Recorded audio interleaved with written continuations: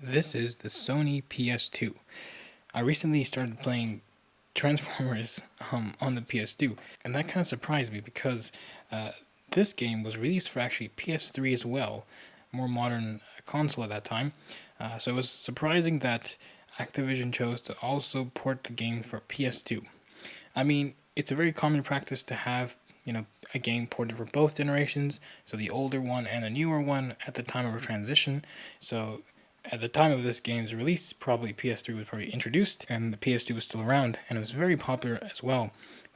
But the reason I wanted to make this video is because of the emotion engine, so the CPU, the architecture really underneath this console, that really is the star of the show.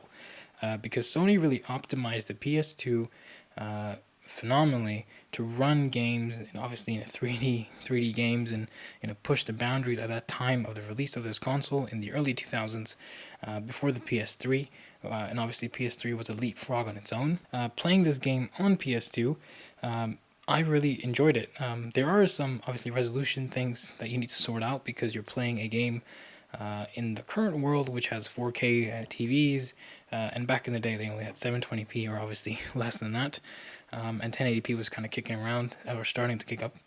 So I recently used my 4K TV to play my PS2 by using a capture card to convert AV, basically it's an AV port at the back, to convert AV component cables into an HDMI cable, and then upscale it to 1080p. Then use my TV's own signal processor, so it's a Sony TV as well, that sharpened the image, so it helps kind of make it more crispy and more legible. Using those two things, I had a great experience. I'm still having a great experience while I play. Me being a nerd and loving Transformers and robots, I'm enjoying the game. The emotion engine was definitely a novel piece of innovation, and even so that PS3 originally included an emotion engine chipset to be able to play PS2 games for backward compatibility.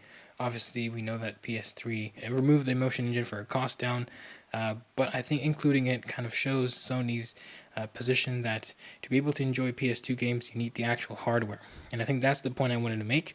We can always use emulation and simulation with the current, amazing processors that we have, but actually running it on the actual processor that's optimized to run this game, you really enjoy it. Like, I don't see any stuttering, any issues that you would expect. It's actually really fluid, and you can just get into the game and really enjoy it. And that kind of shows the proficiency and the awesomeness of this console and the emotion engine, the chipset that Sony set out to design. It was obviously the custom architecture, very complicated, I guess, back in the day, but very novel, I think, and it was very smart and very cleanly implemented. And I think it's still kudos to Sony's testament to making a great console and bringing it to the masses and pushing the boundaries for game engines. That's it from me in this video. If you enjoyed it, feel free to subscribe, and I'll catch you in the next one. Thanks, everybody.